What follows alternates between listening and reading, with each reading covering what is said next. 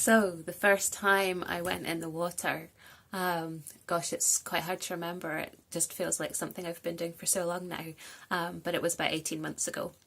It was end of April, so the water wasn't really warming up that much, but the air temperature was a little bit from the winter.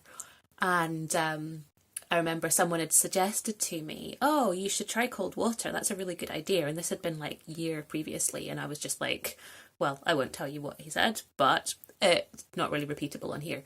I just thought that sounds horrendous. Why would anyone do that? And then I got to the point where I thought, actually, this is starting to be a little bit more appealing. So we went down to Loch Ness and went onto the beach and very gingerly took my clothes off and sort of tiptoed super slowly into the water. And I went in so slowly. It was like literally inching my way in, and it was like, oh my goodness, what am I doing? Am I really going to do this? But eventually I did manage to get all the way in. And I mean, it felt pretty cool, like, oh my goodness, did I just do that?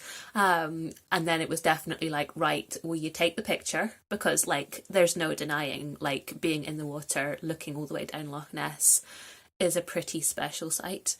And that was that. I got straight out, got myself warm and dry, all my clothes back on, and definitely going through my head was, never doing that again.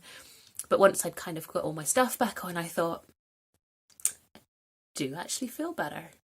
I mean, it didn't last, not on that occasion, but I definitely felt slightly better. And, I'm obviously super lucky. Loch Ness is amazing and it is literally just down the road. It's very accessible. And I think for me, being an outdoorsy person, that was very, very appealing to me as well. But, so it's not for everybody, for sure. But that was my first time in Loch Ness. And, I was just down there all the time. And, each time I went in, I always felt better afterwards. I never felt worse, never got any PEM from it, although I was very careful to listen very hard to my body and not stay in, not risk staying in any longer than I felt up to. I think if in doubt, I would get out earlier. But, getting into the summer, the water was a bit warmer, the air was a bit warmer, it became a sort of a pilgrimage down to Loch Ness. So yeah, that was my start of spending a lot of time there. And, I find even now that it's just such a special place. It was that final kind of step of healing. That's where that happened. It was there. And, if I feel stressed, that's where I need to be. I need to get myself down there. I need to get in the water.